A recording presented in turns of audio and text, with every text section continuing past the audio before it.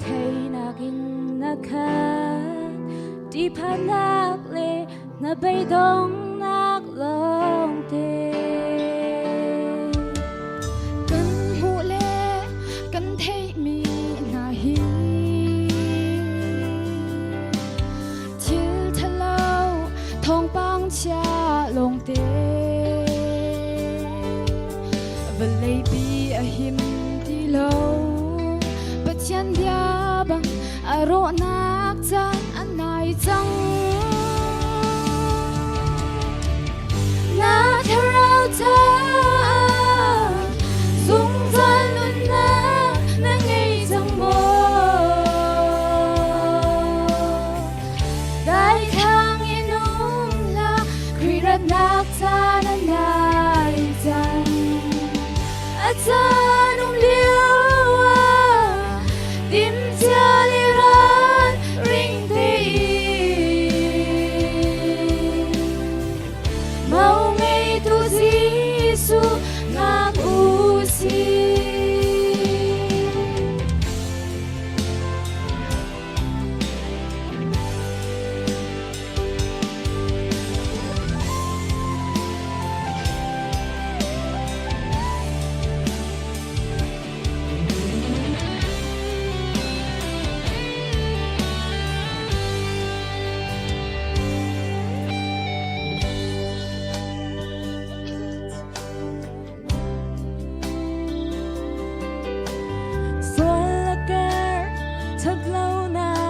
tâm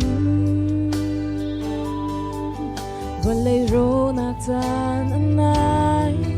giờ rin nang in cầm và lấy bia son chăng kan hu le kan thấy mi na hi til thalau thong pang cha long te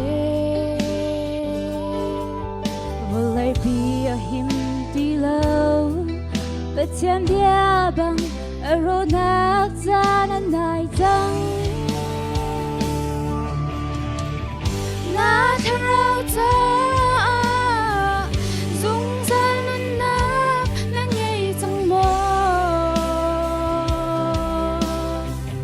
dai thang inum la krirat nak chan an nai chang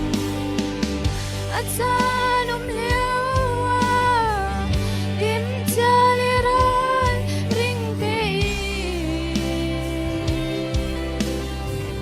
mau ngei tu Giêsu ngak u si na tharau cha dung chan na ngei chang mo